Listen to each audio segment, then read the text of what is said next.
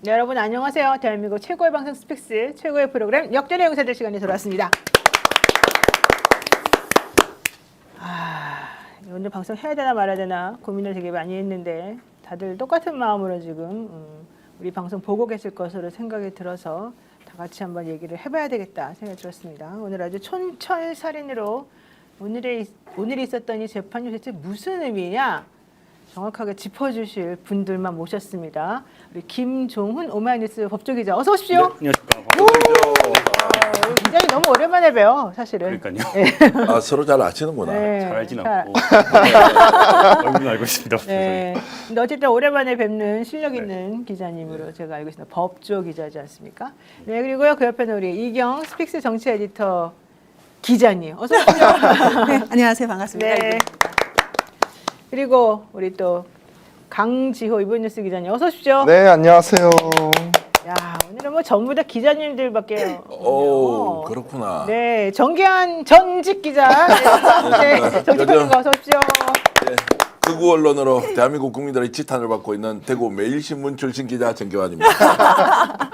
근데 이발하셨어요? 머리가 좀 짧아지셨네요. 아, 그렇습니까? 아, 흰머리가 요즘 뭐 근데 하루에 막 하여튼 한 10%씩 더 늘어나는 것 같아요. 느낌에. 그래요. 요즘은 진짜 염색 안 하면 완전 흰머리일까라는 생각도 간혹 들긴 하거든요. 우리 김 기자는 아직 흰머리 많지 흰머리 않죠? 많습니다. 그래요? 이렇게 아직- 가까이 자세히 열어놓고 보면 흰머리가 염색한 머리예요? 아닙니다. 염색 안 했습니다. 그러니까요. 그 흰머리 없는 거예요. 우리는 뭐 아예 하얗게 되는데요. 더 괴로운 건 뭔지 알아요? 흰머리가 있는 건 괜찮은데 이제 나이가 딱 지나고 나니까 들고 나니까 머리카락이 가늘어지기 시작해요. 힘이 없어지고. 그 힘이 없고 가늘어지는데 흰머리야. 야, 이거 진짜 비참해진다. 세월 가는 거를 진짜 네. 아주 슬프게 네. 매일 경험하고 있습니다. 네, 쓸데기 없는 소리를 시작했어요. 전혀 중요하지 않은 얘기 이렇게 하는 소리 매우 부끄럽고 좀 창피스럽습니다만 사실 저희가 이제 이렇게 시작을 한 이유가 있겠죠. 왜냐하면 오늘 사실은 이제 재판 결과를 보시고 다들 와 이럴 수가 있나라고 너무 놀랐었거든요.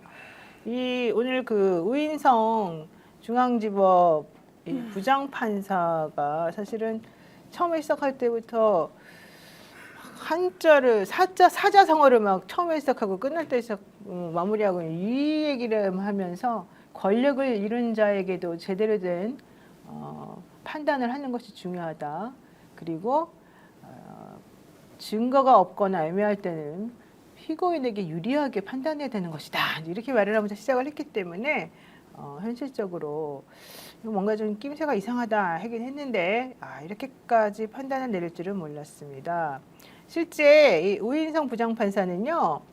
2014년에 대한문 앞에 쌍용차 그 농성촌이 있었었는데 그때 강제 철거를 방해한 혐의로 노조원들 즉 쌍용차 해고자들이 공무집행 방해로 기소가 된 사건이 있었을 때요. 무죄 판결을 내렸었습니다. 그러면서 되게 많은 분들로부터 되게 훌륭하신 부장님이다 이런 얘기도 들었었는데요.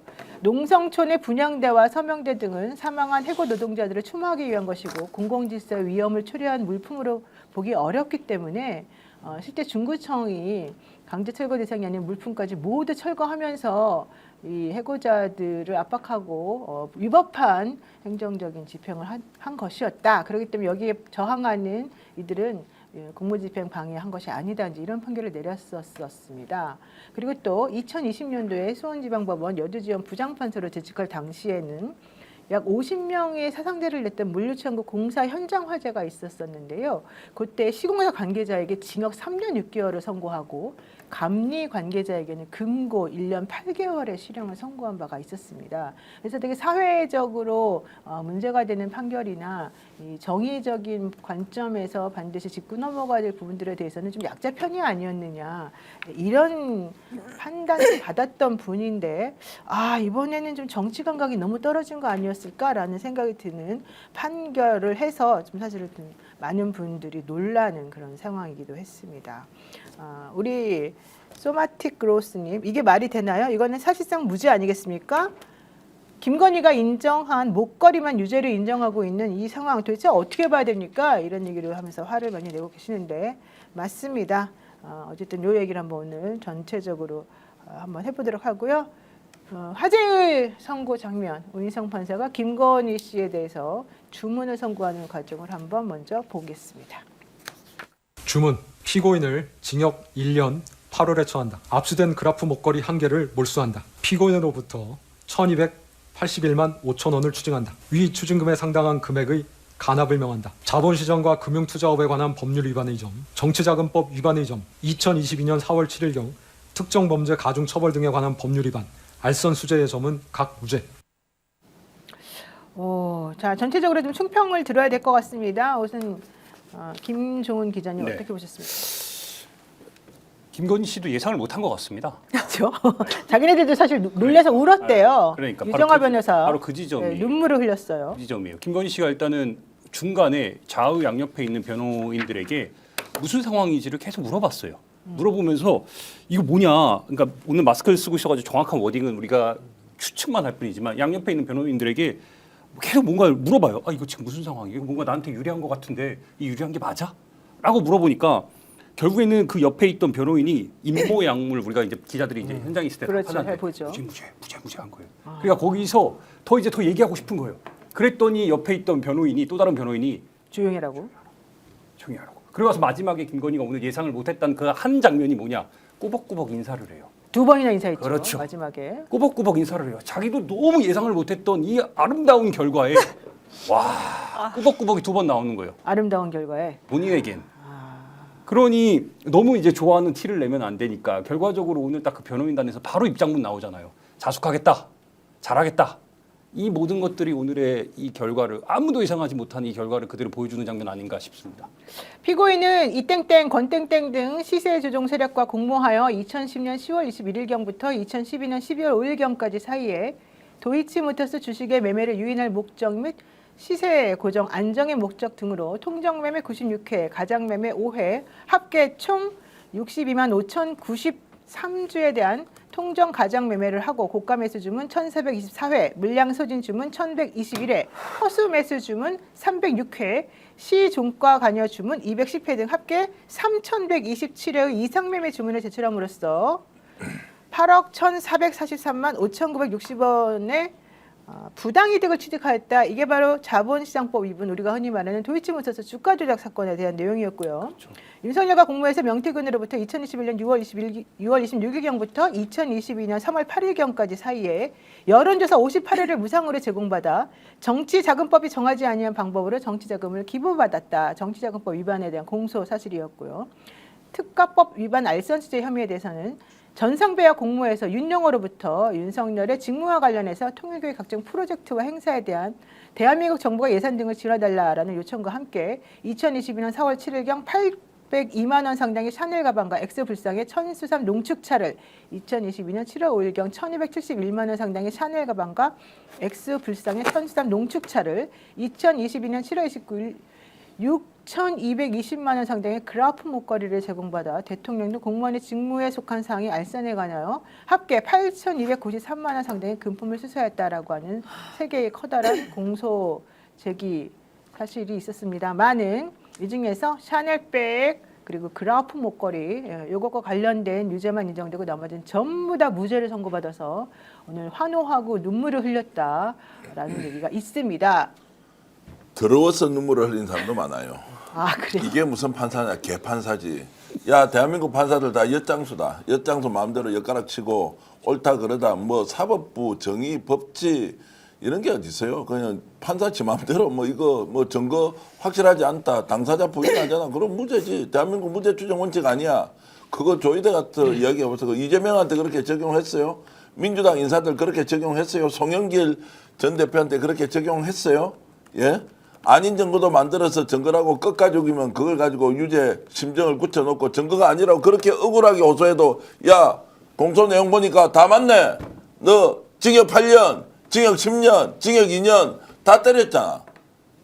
그러면 그 판사는 우인성은 지금 예를 들어서 증거주의 재판 하겠습니다. 권력 있는 사람 없는 사람이나 법 앞에 평등해야 된다. 그따위로 하는 소리면 대한민국 다른 정치인들 그렇게 했냐고 대한민국 사법부에서. 근데 지금 와서 갑자기 기계적 증거주의 비슷한 걸 가져와서 당사자가 부인하면 그러면 좋다 이거 뭐 인정할 수 없다. 그 무죄 다 줘요. 그러면 민케이운티는 한 사람들 다 무죄고 그리고 도이치모터 주가 조작 내가 어디 돈 한 10억 던져놓고 저 알아서 다 돈 굴려 그래가 이걸 한 7, 8억 봤어요. 그 놈들은 다 잡혀가 처벌받아. 나 안 받아. 근데 공모 인정해. 이게 말이 되냐고요. 개판사지. 아 진짜 특이했습니다. 도이치모터스 주가 조작 가담 의혹과 관련해서 의심은 가는데 공모에 증거가 없다. 내 계좌가 주가 조작에 쓰일 수도 있겠다고 미필적으로 인식했을 수는 있는데 주가 조작 세력과 함께 가격을 올리거나 내리는 등의 공모한 증거가 없다. 특히 주가 조작 선수들인 이 상피고인들이죠. 예전의 피고인들. 김건희에게 작전 내용을 보고했다는 기록이 없고 김건희가 직접 주문을 낸 정황도 부족해서 단순히 돈을 맡긴 투자자의 범위를 넘어서지 못한 것이다. 이렇게 말했고요. 2011년 이전의 행위들은 공소시효가 지나서 판단 대상이 아니다. 라고 얘기했습니다. 그러면서 주가 조작 관련해서 방조범으로는 기소하지 않았기 때문에 그 부분에 대해서는 판단하지 않겠다라는 얘기도 명확하게 했습니다. 공모 관계는 합리적인 의심의 여지가 없을 정도로 엄격하게 증명돼야 된다. 그런 증명이 부족하다면 피고인에게 유죄 의심이 간다 하더라도 무죄 추정의 원칙에 따라서 판단해야 된다. 이렇게 얘기를 한 거거든요. 제가 더 열받아서 하나만 보탤게요. 네. 그러면은 방조범은 혐의가 있는데 근데 공소 내용은 없다는 거 아니에요. 그러면 야 이거 공모모로 너가 처리 못하니까 방조범으로 공소장 변경하라고 해야 됩니까? 안 해야 됩니까? 재판을 하는데 보니까 이거 너희들이 지금 심정을 굳히고 있는 이 공모는 증거가 불충분한데 방조라는 거 있으니까 이거 공소장 변경해서 이것이 유무죄인지 다시 다루자고 해야 됩니까? 안 해야 됩니까? 판사가 공정하게 재판하면. 그걸 싹 빼놓고는 봐주게 해놓고 혐의가 유죄로 추정되는데 이거는 너가 기소를 안 했기 때문에 이 죄 아예 무죄로 이어지는 수밖에 없다. 이게 말이 되냐고요. 우인석 판사가 민주당의 돈봉투 사건 1심 판사였습니다. 전부 다 유죄를 내렸어요. 근데 2심에서는 돈봉투 관련해서 전부 다 무죄가 나온 상황이거든요. 그래서 이상하다라는 생각을 했습니다. 그리고 샤넬백은 모든 언론을 찾아보니까 샤넬백은 유죄로 줬다고 얘기를 해요. 근데 샤넬백 두 개인 거 두 개 중에 아십니까? 하나만. 그렇죠. 1,200만 원짜리는 유죄가 맞는데 800만 원짜리는 무죄다라고 했습니다. 그런데 제가 이걸 AI로 전부 다 텍스트를 바로바로 이렇게 실시간으로 다 해서 저장해 놨는데 뭐라고 있냐면은 그러니까 윤영호한테 김건희가 전화하고 김건희도 이렇게 서로 전화를 했을 때 인사치레 정도였었다라고 얘기를 하면서요. 청탁이라고 볼 만한 것이 없다라고 얘기를 했습니다. 이 판사가요. 가방을 수수한 당시까지 청탁이라고 볼 만한 것이 없고 알선 명목을 금품을 받은 것으로 볼 수 없어서 그래서 따라서 이 부분을 무죄로 판단한다고 했습니다. 이런 판사였어요, 이거를. 근데 모든 언론에서는 샤넬백 800만 원짜리는 이거를 무죄로 줬다는 얘기를 또 찾기가 어렵더라고요. 그래서 지금 우리 스픽스에서 제가 다시 한번 말씀을 드립니다. 아, 그 부분은 이미 여기저기서 얘기했습니다. 네, 아니 방송에서 많이 얘기를 하지 않고 샤넬백은 뭐 유죄로 내기 했다라고 얘기를 하기 때문에 다시 한번 짚어서 말씀드립니다. 저는 이제 그 방조와 관련해가지고 이 판사님 같은 경우에도 방조는 문제가 있어 보인다라고 느낀 거 아니겠습니까? 근데 공소장 너네 그렇게 안 쓰니까 난 판단 안 할 거야라고 했는데 이진관 부장 같은 경우에는 내란 우두머리 방조에서 내란 주요 임무 동사로 바꿔라 그랬어요. 전 이것도 똑같이 적용돼야 된다고 보이거든요. 눈앞에 범죄가 있는데 너네가 안 써봤으니까 나 눈 감을 거야. 이거 자체는 전 직무유기라고 생각을 합니다. 형사사건은 민사재판하고 달라서 민사재판은 변론주의가 적용이 되기 때문에 당사자들이 주장하지 않는 것을 재판에서 쟁점으로 삼을 수가 없습니다. 그런데 형사사건은 그렇지 않고 실체적 진실을 발견하는 게 중요하기 때문에 유죄인 사람을 기소를 잘못해가지고 무죄로 하는 그런 일은 없어야 된다는 게 기본 원칙이고 따라서 재판을 진행하는 재판장은 검사에게 본인이 생각하기에 A는 유죄인데 B를 잘못 기소해가지고 무죄가 날 것 같은 상황이 되면 공소장을 변경하겠느냐라는 질문을 하는 것이 원래 원칙입니다. 네. 그런데 이번에 방조 혐의에 대해서 얘기를 하면서 사실은 그 얘기는 안 나왔었거든요. 지난번 전혀 재판하는 없었어요. 내용에. 그런 것을 보게 되면 이것은 일부러 무죄를 내려줘야지. 방조를 기소하지 마. 예비적으로라도 말하지 마. 이렇게 속으로 생각한 건 아닐까라고 하는 그런 의심하는 분들도 있어요. 자, 우인성 부장 판사의 판결이 과거에 있었던 것이 자, 송영길 전 대표의 돈봉투 사건이다라고 이제 얘기를 했는데 본인이 이번 재판하면서 어떻게 얘기했습니까? 증거가 없을 때는 부족할 때 누구 편을 든다 그랬어요. 피고인 편을 든다 했잖아요. 그러면 그때는 피고인 편을 들었냐고요. 돈봉투가 오가고 한 증거가 불분명해. 누가 줬는지 그다음에 선거와 관련이 있는지 없는지도 잘 몰라. 그런 상태에서 당사자들은 절대 아니라고 우겼어. 근데 유죄로 내릴 때는 그러면 증거가 확실해서 내렸습니까? 근데 이 사람이 다른 재판에서 그러면 진짜 경제사범들 이런 거 처리할 때요. 자, 이게 횡령범이 되느냐?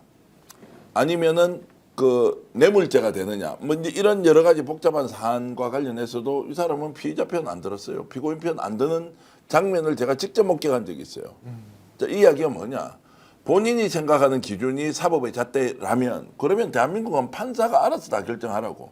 사법 체계가 우리 판결 내용을 결정하는 것이 아니라 판사가 알아서 다 결정해서 거기에서는 주관적이든 객관적이든 모르겠다. 그러면 돈 내고 돈 먹기다. 로또니까 판사 좋은 놈 만나면 내가 재판 유불리에 대해서 무조건 좋아지고 판사 재수 없이 다른 놈 만나면 내 인생 조지는 거고 그렇게 가라고. 그 이상 그 이하가 아니에요. 대한민국 판사들한테 이 판결 내용을 다 보여주면 법조인한테 다 보여주면 아 이렇게 충분히 볼 수 있네. 왜냐하면 쟁점이 워낙 복잡하고 관점에 따라서 A로도 볼 수 있고 B로도 볼 수 있는 거예요. 너무 애매해. 근데 어떤 사람은 A로 주장하고 어떤 사람은 B로 주장하는 거예요. 이걸 보니까 판사가 아 이것은 아니다. 관점에 따라서 이렇게 되지만 내가 봤을 때는 A로 가는 것이 명확하다라고 했을 때는 B라고 주장했던 사람도 좀 억울하지만 충분히 일리가 있고 납득할 만하네. 아 이렇게 볼 수 있는 거야. 이래야 사법부의 신뢰가 기본적으로 생기는데 도이치모터 주가 조작 사건에 대해서 대한민국에 그 많은 그러면 문제 제기자들이 다 김건희 욕 보려고 윤석열이 끝장내려고 정치적 목적을 가지고 다 했단 말이에요. 말이 안 되잖아요. 이런 걸로 봤을 때 저는 예단과 편견을 가지고 아예 봐주려고 했다라고 주장할 수밖에 없다는 겁니다. 봐주려고 했다는 거에서 구체적으로 두 개만 더 꼬집으면요. 공소사실입니다. 그러니까 시세 조정을 했다라는 것이 대신증권, 미래에셋 그리고 하나투자증권인데 이 검사가 공소사실이 하지 않는 그 외에는 검사 니네들이 기소하지 않았으니까 공소사실이 여기 없으니까 이거는 우리가 뭐 이걸 하지 않겠다. 이건 내가 하지 않겠다라는 얘기가 있었고 그리고 시세 조정 행위 동원 인식은 있지만 용인하다고 용인했다고 볼 여지가 없다라고 하면서 뭐라고 했냐면요. 검사들은 그래 특검들은 공동 정범이 성립된다라고 이제 주장을 했다라고 합니다. 기소를 했다. 근데 이거 내가 볼 때 성립되지 않는다. 그렇기 때문에 방조가는 범죄가 있지만은 공범 대상이 아니게 판단하지 않겠다. 그러니까 여기에는 니네들이 여기를 기소한 내용이 없기 때문에 나는 여기서 판단하지 않겠다. 이 내용을 말을 하는데요. 정말 너무나도 화났습니다. 뒷목을 잡았습니다. 그러니까 말씀 주신 것처럼 이거를 그럼 검사들한테 이걸 다시 얘기할 수 있는 거 아니겠습니까? 근데 이거를 나는 판단하지 않겠다라고 얘기를 하는데 좀 너무 이해가 안 됐습니다. 네. 그 민주당의 허종식 의원 그리고 임종석 윤관석 전 의원에게 1심 그때 민주당 당대표 선거 돈봉투 부수락 사건 말하자면 그 사건이 있었을 때 오인성 부장판사가 지난해 8월에서 9월 사이에 재판을 했었는데요. 그때 허종식 의원과 임종석 의원에게 징역 3개월에 집행유예 1년, 추징금 300만 원, 그리고 윤관석 전 의원에게는 징역 9개월에 집행유예 2년을 선고한 바가 있었었고요. 실질적으로 이 사건들은 전부 다 2심에 가서는 위법 수집 증거에 의해 가지고 판단 내린 것이어서 다 무죄다라는 판결이 이제 내려졌었습니다. 근데 오늘 이 우인성 재판부에서는 계속해서 증거를 가지고 판단한다 이러면서 엄격하게 법리를 적용하고 피고인에게 불리한 것은 적용하지 않겠다라는 태도를 취하면서 실제 1심에서 그 본인이 이제 돈봉투 사건 관련해 가지고 판단했던 그 기준하고는 완전히 다른 판단을 지금 보여주어서 그리고 도이치모터스 주가 조작 사건뿐만 아니라 명태균 씨의 여론조사 관련해서도 김건희하고 명태균하고 사이에 계약서가 없지 않느냐 뭐 이런 얘기를 계속해서 하면서 무죄를 해주고 또 김영삼 공천 관련해서도 명태균이 계속해서 해달라고 요구하는 걸 보더라도 실질적으로는 확정적으로 그러한 공천의 대가로 뭔가 해주기로 한 것 같지는 않다 이런 판단을 내리기도 하고 뭐 여러 가지 측면에서 또 아까 샤넬백 얘기도 했습니다만 첫 번째 샤넬백 받을 당시에는 특별하게 구체적인 내용의 청탁이 없었기 때문에 이거에 대해서는 또 무죄다 뭐 이런 판결을 내리기도 하고 좀 되게 헷갈리게 얘기하고 있는 것 같습니다. 개인적으로는 좀 제일 오늘 판결에 있어서 가장 아쉬운 부분이 제 개인적으로는 이 도이치모터스 사건을 저는 1심부터 이제 뭐 권수수 회장 그때부터 이제 쭉 이 재판을 계속 현장에서 취재를 하면서 그 가장 클라이막스 같은 하이라이트 같았던 지점이 2024년 10월 17일이거든요. 네. 다 기억하시겠지만 그날 그 서울중앙지검의 이창수 중앙지검장을 비롯해서 조상원 4차장 그리고 이제 최재훈 반부패 2부장 해가지고 모였습니다. 네. 다 같이 모여가지고 김건희 씨에 대해서 무혐의를 설명하기 위해서 정말로 이례적으로 중앙지검 13층 브리핑실에 모여가지고 아침 10시에 시작해서 오후 2시까지 4시간을 브리핑을 했어요. 기자들이 일관되게 물어봤습니다. 이게 어떻게 무혐의냐? 네. 이게 어떻게 황제 조사까지 한 상황 속에서 어떻게 무혐의냐? 네. 근데 일관되게 이건 우리들은 열심히 했고 최선을 다했고 영부인을 최초로 이렇게 현직 상황에서 조사하는 과정에서 어려움이 있었다. 그럼에도 불구하고 이거는 우리들 판단할 때는 무혐의를 줄 수밖에 없다는 거를 4시간 동안 간곡하게 이야기를 하더라고요. 근데 제가 그때 들었던 생각은 뭐냐? 언젠가 돌아올 거다. 지금 이 검사들이 얘기했던 그 발언들이 당신들에게 그대로 돌아올 거라고 생각했고 저는 그 기점이 오늘이라고 생각했어요. 기대를 하고 있었습니다. 근데 오늘 가장 아쉬운 건 우인성 부장의 이 발언 속에서 가장 아쉬운 건 그 3명의 이창수, 조상원 그리고 최재훈으로 이어지는 반부패 2부 특히 이제 민주당 돈봉투 사건을 기소한 사람들이거든요. 이 사람들이 얼마나 웃고 있을까? 그러니까 돈봉투는 다 죽여버리고 그렇죠. 증거도 없는데 다 유죄가 돼서 감방에 구속되고 뭐 이렇게 해가지고 됐고 항소심에 무죄됐는데 그것들이 4시간 5시간을 김건희 무죄라고 혐의가 없다고 무혐의로 설명을 한다고 진짜 그 미쳤구나. 왜 그 사건에 대해서 이렇게 몇 시간째 브리핑을 하냐고 라고 했을 때 결국 이거 바로 잡는다고 특검했던 것이고 그렇죠. 드러난 증거를만을 보더라도 이게 징역 11년 가면 된다라고 했던 거 아니에요. 네. 똑같은 법조인들인데. 그런데 이걸 무죄 때려주니까 네. 도이치모터스 주가 조작 의혹 관련해서는 수사팀이 2팀이 있었었는데요. 1차 수사팀이 있고 2차 수사팀이 있었습니다. 1차 수사팀은 사실은 김건희 씨에 대해서 유죄의 그런 상황이라고 보고 수사를 열심히 했었었는데 그 당시에 이제 윤석열 씨의 그 치하에서 길을 못 펴고 결국 그 당시에 수사는 전부 다 폐기가 되는 상황이었던 얘기가 있는데요.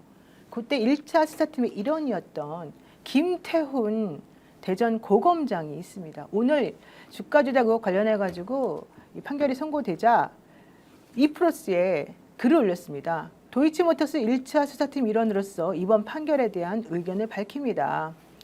김건희가 주가 조작에 대한 인식을 인정하고도 실질적으로는 공모한 적이 없다라는 식으로 판결을 내린 것은 기존에 권오수, 이정호 등 그 유죄가 판결돼서 대법원에서 확정까지 났던 그 재판의 취지, 판결의 취지나 공동전범 포괄일죄 관련 법리에 비춰서 매우 부당하다. 2010년 10월 28일에 김건희가 영업점 단말 주문을 통해서 하루 거래량에 맞먹는 10만 주를 단 한 번의 매도 주문을 제출해서 통장 매매를 성립시킨 것이 있다. 그리고 김건희가 블랙펄에 제공한 20억 원이 블랙펄에서 도이치모터스 주가 조작을 함에 있어서 주요 자금으로 이용됐다는 것이 기존 판결에서 확인된 내용이었다. 그런데도 실질적으로 김건희를 공동정부로 인정하지 않은 것은 분업적 역할 분담에 의한 기능적 행위 지배로도 공동정범이 성립할 수 있다는 기존 판례를 뒤집어 엎는 잘못된 판결이다. 이 부분에 대해서는 항소심에서 바로 잡히기를 바란다. 이런 얘기도 지금 했습니다. 그러니까 이제 뭐 사실 법조인들 많은 분들은 오늘 뭐 김건희 씨 변호인들은 막 눈물도 흘리고 법이 바로 섰습니다. 정치 재판이 드디어 안 이루어지고 법과 원칙에 따른 판결에서 너무 고맙습니다. 이렇게 최지우 변호사, 뭐 유정화 변호사 등등이 주장을 했다고 하는데 실제 많은 변호사들이나 많은 법조인들은 이 판결을 좀 이해할 수가 없다라는 얘기들을 지금 하고 있거든요.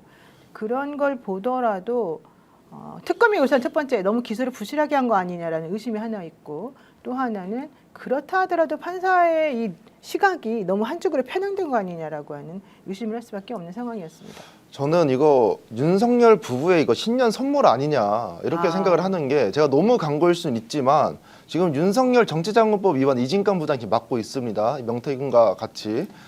그러면 지금 김건희 씨가 명태균과 관련돼 가지고 무죄 선고가 나왔잖아요. 그럼 이진관 부장 같은 경우에도 선고를 재판에 참고하겠다라고 이야기를 했습니다.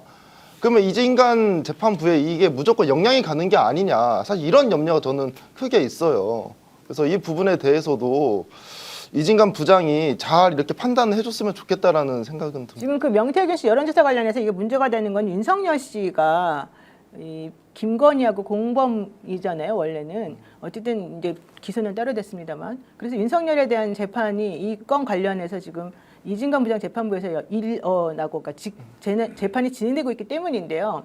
저는 오히려 이진관 부장 재판부에서는 이 부분에 대해서 조금 다르게 판단하지 않을까라고 하는 기대를 개인적으로는 하고 있습니다. 근데 이게 이제 기대의 문제인지 실제 사실관계에 대한 확인인지. 자, 제가 오늘 강희경 국장하고 전화 통화를 했습니다. 그 당시에 그러면 공짜 여론조사를 뭐 원래 3억 5천 얼마에서 기소된 거는 지금 뭐 2억 7천만 원 뭐 이 정도 뭐 56차례, 8차례 이럴 겁니다. 자, 그 당시에 그러면 명태균이가 조사하는 내용 중에 일부를 갖다 줬느냐? 절대 그게 아니다. 빨리 보내라고 한다. 여사가 보내라는데 왜 빨리 하냐. 이렇게 체근을 당한 적이 한두 번이 아니라는 거예요. 그 여론조사 과정에서. 그러면 이 여론조사를 자, 우인성 판사가 얘기했듯이 여러 가지 여론조사를 명태균이 자기 개인 사업을 위해서 하고 있는 여론조사 중에 일부를 보여주는 정도. 그러면 그것은 원래 당으로 가거나 전략가들한테 가거나 또는 선거 캠프 관계자한테 가야 되는 것 중에 일부를 보여준 걸로 그렇게 취급을 하거든요. 아니냐는 거예요. 제일 먼저 누구한테 갖다 줘야 돼? 윤석열, 김건희한테 갖다 줘야 되는 걸로 조사를 했다는 거예요. 그런데 이게 판결에서는 아예 그 부분은 보조적인 위치에서 이것을 정보를 공유한 정도로 가버렸지 않습니까? 원오브 데모라고 사실은 얘기를 했죠. 그러니까 그게 아니라는 거예요.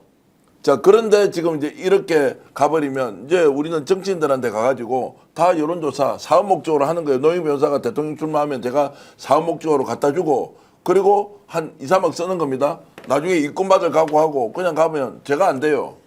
이게 말이 되냐고요. 그리고 계약서 문제도 얘기할까요? 오늘 이제 이 판결이 나고 나서 정치평론하는 분이 연락 왔다고 이야 진짜 대한민국에 지금까지 여론조사할 때 계약서 쓰고 하는 놈 봤냐고. 계약서를 쓰고 할 수가 없어요. 여론조사하면 빨리 돌리세요. 얼마입니까? 이제 이렇게 하고 금액이 뭐 회당 얼마고 이게 이제 예비 후보의 비용으로 써야 되느냐 본선거에 여론조사 비용으로 써야 되냐 뭐 이런 것들이 있지만 그거 계약서 쓰고 하는 사람이 없어요. 선거 홍보물 할 때 이제 법정 홍보물 비용이 어떻다 이런 거 하지만 주로 여론조사는 구두상으로 이렇게 진행하라 어떻게 하라 그 비용은 얼마입니다라고 하면서 일종의 신의성실의 원칙처럼 하는데 계약서 이제 만들고 하니까 대한민국에 있는 모든 사람들이 다 만들어야 되겠네. 말도 안 된다. 현장 상황을 전혀 모른다는 거예요. 아니 그러니까 솔직히 무슨 계약서가 있겠어요. 솔직히 없습니다. 자기네들의 범죄의 증거를 일부러 만들어놔야 된다는 거잖아요. 그 내용이 뭐라고 쓰겠어요. 나는 이 여론조사 통해 갖고 너에게 유리한 거를 만들어주고 네가 당선되면 나에게 한 자리 주기로 하겠다. 김영삼 공천 무조건인데 이렇게 써놓으라는 거예요? 여론조사 할 때 말이 안 계약서를 되잖아요. 캠프에서 쓰기는 쓰죠. 근데 이거는 58회 무상 여론조사입니다. 아, 참네요. 무상 여론조사예요. 근데 이거 계약서 쓰지 않습니다. 이런 경우에는 당연히 안 쓰죠. 그리고 우인성 판사 되게 웃겼던 것이 뭐냐면 그 명태균 씨가 영업 활동의 일환으로 여러 사람들에게 배포했다라는 점을 명시를 하고 58회 중에서 김건희, 윤석열 팀만 준 거는 겨우 3회밖에 되지 않는다. 이걸 되게 매우 강조했습니다. 3회밖에 되지 않는다. 나머지는 명태균 씨가 여러 사람에게 다 배포했다라기 이렇게 주장을 했었고요. 그리고 계약서도요. 국민의힘을 계약서가 21년도 4월과 5월에 국민의힘은 계약서를 작성한 게 있대요. 그런데 6월 달에 윤석열 부부를 만났는데 계약서를 작성하지 않았다. 그렇기 때문에 이것도 이거는 구두로도 묵시적으로도 계약이 체결된 걸로 볼 수가 없다. 명태균 씨가 영업 활동한 것이다. 이거 내용을 듣고 보면요, 야 김건희, 윤석열 풀어주려고 진짜 너무 노력하는구나 이런 게 보이지 않습니까? 그리고 김영선 공천에 대해서 명태균 씨가 여러 번 말했다고 해서 그걸 또 무죄 증거로 사용하셨더라고요. 공간위에서요. 네, 공간위에서도 의원들 사이 토론을 거쳐 투표에 의해서 결정한 것이라고 했습니다. 이거 말도 안 되는 거 다 합니다. 네, 그러니까 명태균 씨가 계속해서 김영선 공천에 대해서 여기저기 얘기하고 돌아다니고 자기네들한테 얘기한 것이 바로 서로 확약하지 않았기 때문에 확인받기 위해서 명태균이가 한 거다라는 식으로 하면서 무죄의 증거로 사용했고 또 하나 지금 말씀하신 것처럼 공천관리위원회에서 그때 위원들이 투표를 통해 가지고 김영선 공천을 주기로 한 것이었기 때문에 괜찮다. 아니 어느 당이나 그런 기본적인 절차는 당연히 거치지 않습니까? 오히려 뭐가 잘못되면 그걸 문제 안 삼기 위해서라도 절차적인 부분을 명확히 해놓는 거기 때문에 그거를 무죄 증거로 사용한다? 좀 상식적이지가 않은데 어쨌든 이 명태균 게이트의 시발점이었던 강혜경 전 국장, 우인성 부장과 관련해서 이런 말도 했네요. 한번 들어보겠습니다. 제가 그 증인으로 갔었잖아요. 그 판사를 봤었어요. 그 증언을 하다 보니까 저는 이제 명태균한테 다 전해 들은 얘기잖아요. 김건희하고 제가 직접적으로 대화를 나눈 게 없기에 그 판사가 전원이네? 이렇게 얘기하는 거예요. 그러니까 들어서 전달하는 진술이라 뭐라고 얘기했다고 판사가요? 전언을 듣고 예. 제가 이제 지금 증언을 하는 거기 때문에 증거의 효력이 없다는 식으로 얘기를 하더라고요. 저는 이제 김건희하고 직접적으로 소통한 게 없잖아요. 이게 김건희 그렇지. 재판이라. 그러다가 중간에 딱 멈춰버렸어요.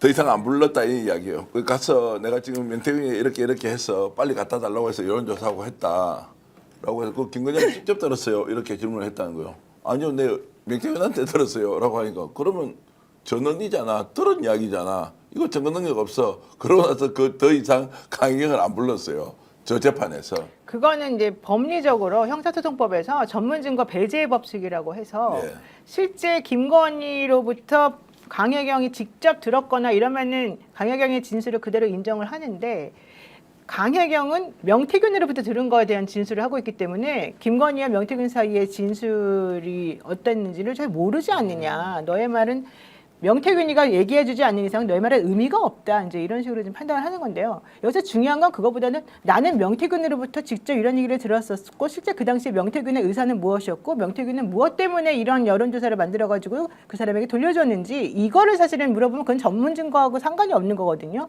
명태균 씨라고 하는 사람이 그 당시에 어떻게 했는지를 본인이 직접 아는 걸 내용을 얘기한 거기 때문에 그러니까 저거를 전문 증거 배제의 법칙으로 볼 것이냐 말 것이냐도 사실은 판사의 마음인 거예요. 그렇죠.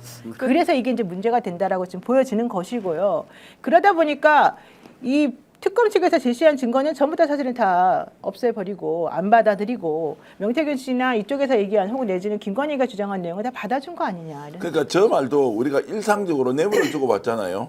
자, 제가 이제 뇌물을 줬습니다. 그리고 이것을 줬다는 사실을 우리 기자님이 노변한테 얘기를 했어요. 근데 나는 준 적이 없다고 우기고 나는 받은 적이 없다고 하는데 노변은 들은 사실이 있어요. 이걸 가지고 이제 쟁점이 되는 게 지금 김경 강성호 사건 아니에요? 그렇죠. 그럴 때 이거 지금 전원이네. 이거 내가 증거 인정 못하겠어. 그러면 대한민국에서 비밀리에 불법 저지르는 건 단 하나도 확인할 수 없어요. 당사자가 진술을 부인해버리면. 증거가 존재하지 않는 것도 엄청 많잖아요. 그런데 이것은 여론조사가 증거로 존재하잖아요. 진짜 심각하게 제가 이야기하면 우인성 판사의 논리대로라면 언론사에서 조사하는 거 가지고 일부 본 거 아니냐, 언론사 다 쓴 거 아니냐. 그 언론사는요, 돈 한 푼도 안 내고 공짜로 다 했어요. 돈을 내고 조사를 하지 않았어요. 통상적으로 이 조사를 할 때 어떻게 합니까? 보고용으로 쓰고 좋은 내용 언론사에 뿌려서 마치 계약이 되어 있는 것처럼 언론이 여론을 조작하는데 또는 선전하는데 충분히 활용하도록 하잖아요. 언론사는 계약하고 쓰는 거는 돈을 주고 그럼 받았어야 될 거 용역의 대가로. 언론을 여론조사회사가 활용하죠. 악용하죠. 그리고 이것을 윤석열한테 먼저 보여주는 것. 그리고 언론사에 퍼뜨리는 것. 이것이야말로 어떻게 보면 공작이라고 할 수 있죠. 그 이치를 판사가 이해하면 이렇게 판결할 수 있습니까? 윤석열 때문에 조사한 거 다 사실인데. 그리고 그것이 명태균의 영향력을 보여주기 위해서 언론사에 차곡차곡 돌아가면서 다 이렇게 여론으로 확산시키는 것. 그런 원리를 모르고 저런 판단을 한 것이죠. 저 우인석 판사 오늘 판결에 이건 정치적으로 의심을 안 할 수가 없는 게 과거에 그 지금 박근혜 이제 그 국회의원 장영아가 변호사였고 지금 현재 국회의원이고요. 민주당의 당 대표가 이제 이재명 대표일 때 조폭 연루서를 장영아 변호사가 제기를 했어요. 1심 판결을 우인성 판사가 했습니다. 이때 무죄 줬어요. 뭐라고 했냐면 장영아 변호사가 이거를 조폭 이재명 대통령이 그때 당시에 조폭가 연루됐다는 것이 진실이라고 본인은 믿었어. 그래서 이거를 허위 사실 공표할 고의가 없다고 본다. 그래서 무죄를 준 사람입니다. 너무 이상하지 않습니까? 아까 민주당 돈봉투 사건도 이상했고 이것도 이상했고 또 하나 더 있습니다. 김학의 별장 성접대 그거 우리가 2019년도에 이제 진상조사단 꾸려가지고 여기 이규원 검사가 있습니다. 그런데 성접대를 그 주선했던 윤중천을 조사하는 과정에서 이걸 녹취를 다 하지 않고 듣고 난 다음에 보고서를 작성했어요. 이거 자체를 허위 보고서 공문서 작성이라고 해서 검사네 진짜 현직 검사가 신고를 하고요. 그리고 국민의힘이 이거 직접 고발을 합니다.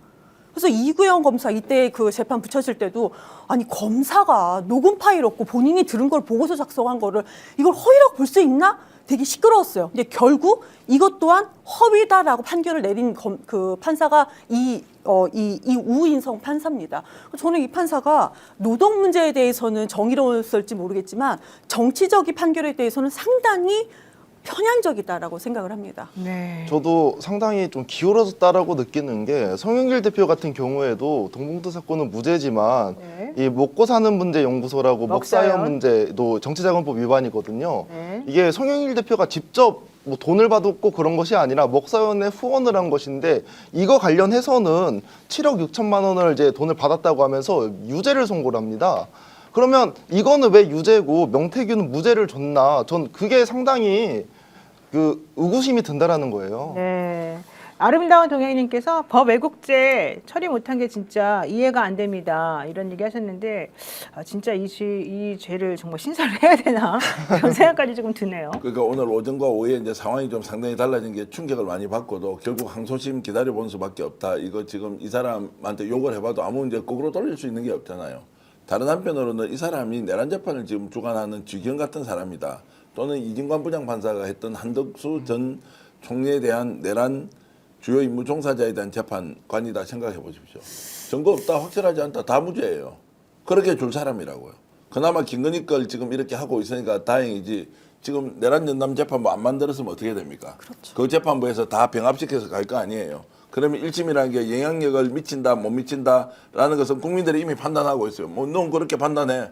결국 항소심에서 다 결정 날 것인데 라고 이제 한다고 보면 이 사람이 다른 재판을 만나서 만약에 이진관 부장판사가 내렸던 그 준엄한 법치에 입각한 판결 결과와 정반대를 냈으면 지금 대한민국은 대혼란 상태에 빠졌을 건데 그나마 이진관 부장판사가 길을 제대로 꺼놓고 있으니까 이런 게 있어도 우리가 울분을 토로하지만 그래도 네가 그렇게 해봐라. 항소심 끝까지 가보자라는 이야기를 하는 것이지요. 네, 어쨌든 김건희 변호사들은 행복해서 이런 얘기를 합니다. 이재명 대통령이 검찰 무죄 나온 부분에 대해서 항소하지 말라 그랬잖아요. 하지 마세요. 이런 주장을 하고 있습니다. 한번 들어보죠. 지금 현재 특검 구형량과 선고 결과의 차이가 크지 않습니까? 어떻게 생각하십니까?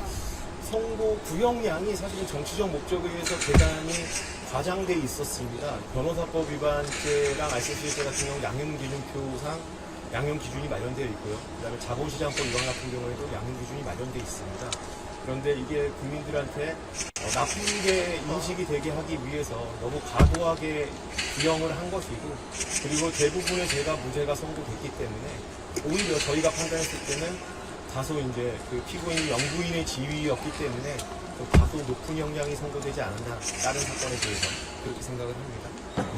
이재명 대통령께서 법원에서 무죄 판결을 하면 검찰이 잘못 기소를 한 것이지 왜 항소를 해서 다투냐라고 말씀을 하신 적이 있습니다. 이 말씀이 특정한 계층에만 해당하는 말씀이 아니고 모든 국민에게 공정하게 적용이 됐으면 좋겠습니다. 네, 김종원 기자님. 네. 이 김건희가 영부인이었기 때문에 오히려 형량이 세게 나온 거다. 이게 첫 번째 주장이고 이재명 대통령 항소하지 말라 그랬으니까 항소하지 말아라. 이게 두 번째 주장인데요. 어떻게 보셨나요? 제가 이제 도이치모터스 관련해 가지고 이제 1심 공판을 11개월을 다녔어요. 재판에 들어갔었는데 네. 들어가면서 계속해서 그 당시에도 이제 무소불위의 권력을 향해서 달려가고 있었던 시점이죠. 이제 대통령 이제 22년께니까. 근데 그때도 검사들은 어떻게 했냐 그 여지를 남겨보고 싶었던 거예요. 그래서 계속 김건희와 최은순의 이름을 계속 밝힙니다.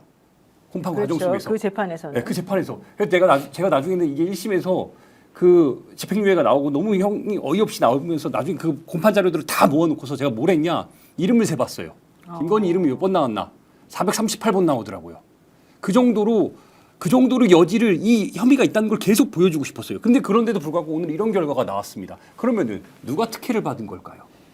누가 진짜 특혜를 받고 누가 진짜 이렇게 선택적으로 이런 상황이 만드는 걸까요? 라는 생각이 다시 드는 거예요.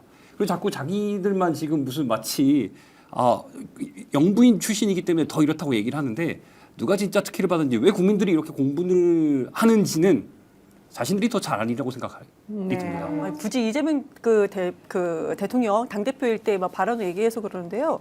당대표 시절에 이거 얘기했습니다. 김건희 도이치모터스 사건 무혐의 처분 검사들이 내리잖아요. 그때 이재명 그때 당시 당대표일 때 뭐라고 했냐면요. 도둑을 지키라고 월급 줬더니 경비들이 떼도둑이 돼 곳간을 털었다라고 얘기했습니다. 그러니까 너희들 떼도둑이다 이런 얘기입니다. 그리고 한 번 더 있습니다. 주가 조작하면 패가 망신하는 걸 보여줘야 된다. 이런 얘기도 대통령 당선 이후에도 이런 얘기를 했습니다. 아, 왜 이런 발언을 인용 안 하죠? 패가 망신한 걸 제대로 보여줘야 하는 거 아니겠습니까? 자, 근본적으로 편향성을 전제로 볼 것이냐. 우리는 편향적으로 가지 않고 중심을 가지고 그 좌우의 생각이 다른 것을 우리가 오히려 뭔가 이해를 하면서 가야 되느냐. 네. 조금 전에 했던 판사의 저 변호사의 저 얘기는 결국 자 이재명 했던 이야기 봐라.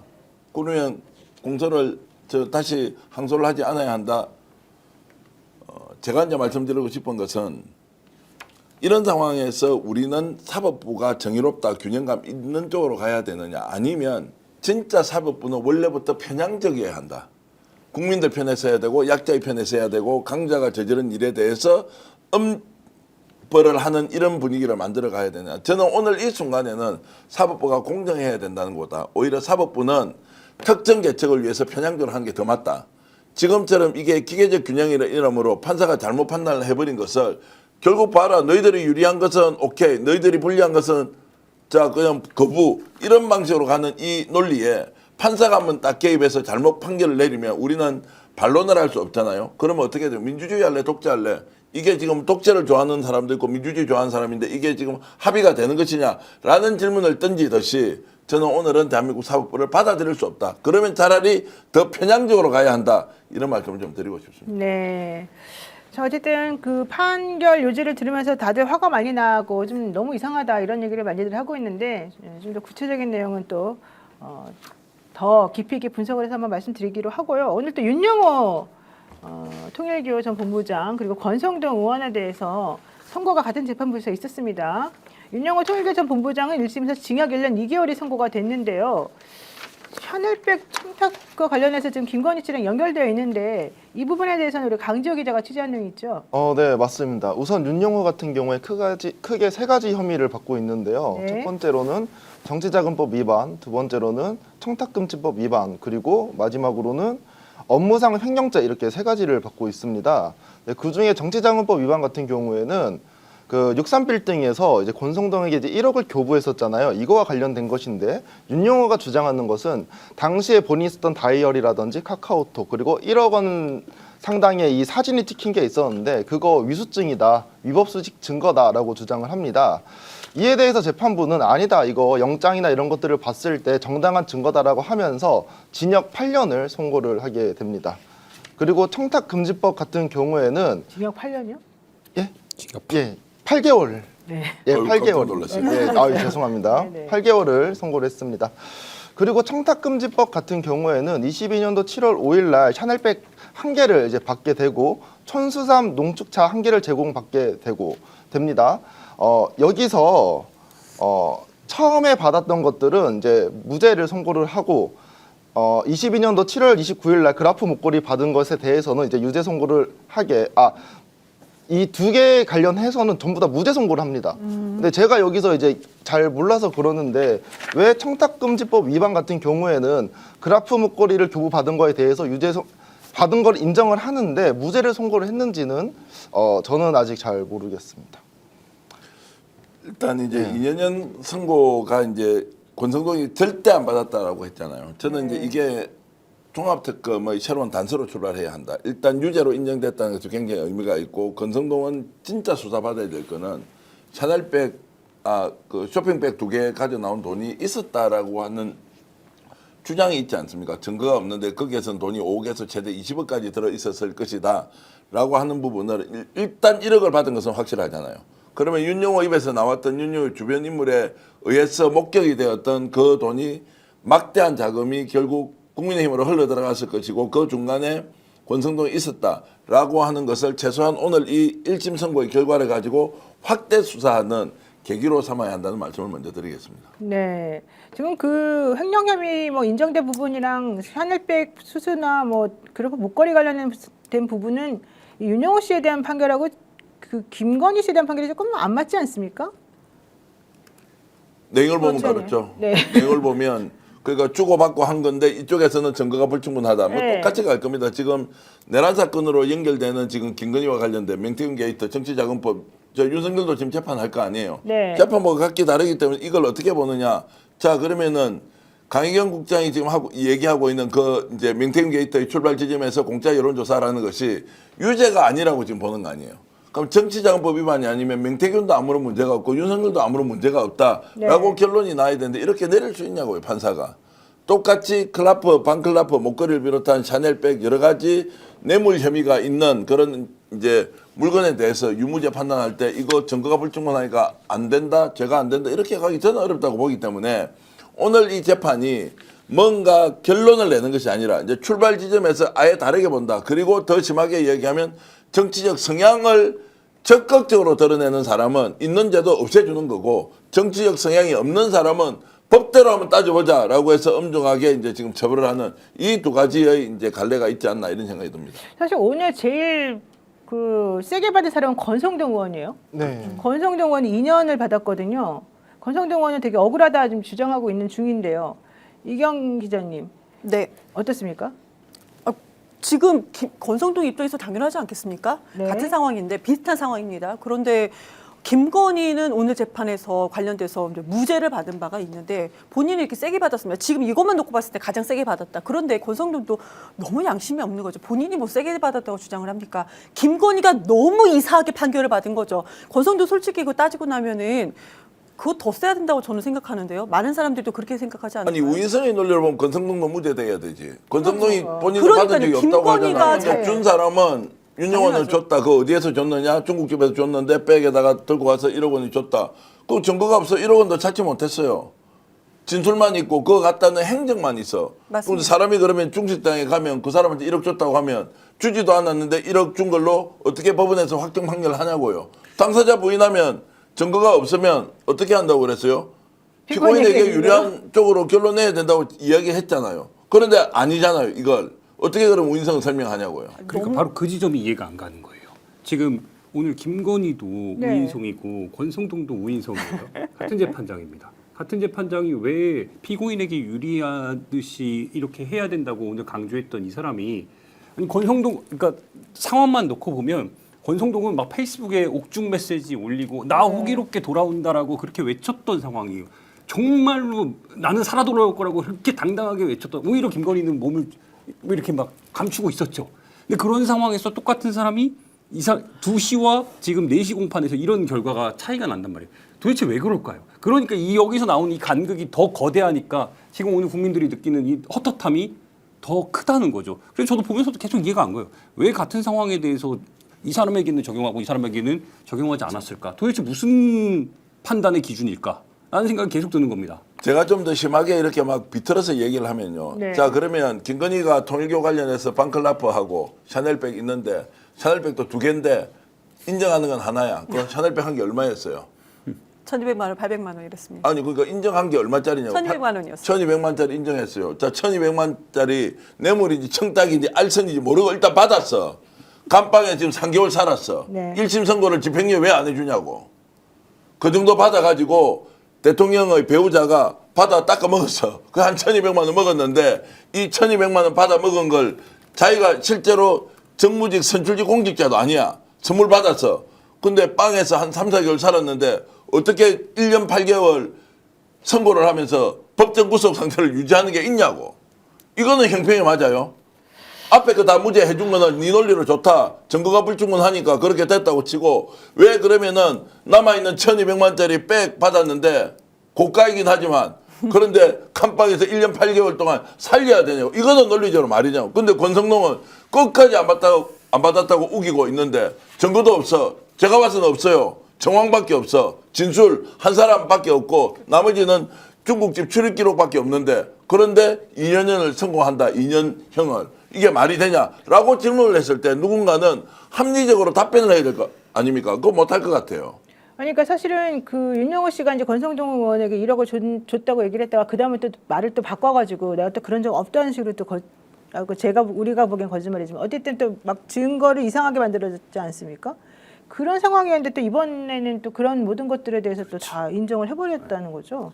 그래서 좀 뭔가 잘 모르겠어요. 제가 아까 이제 개판사라고 얘기했고 엿장사만 여기서 제가 계란은 개에 대한 모독이 아니고 도거 이런 게 아니고요. 아, 네.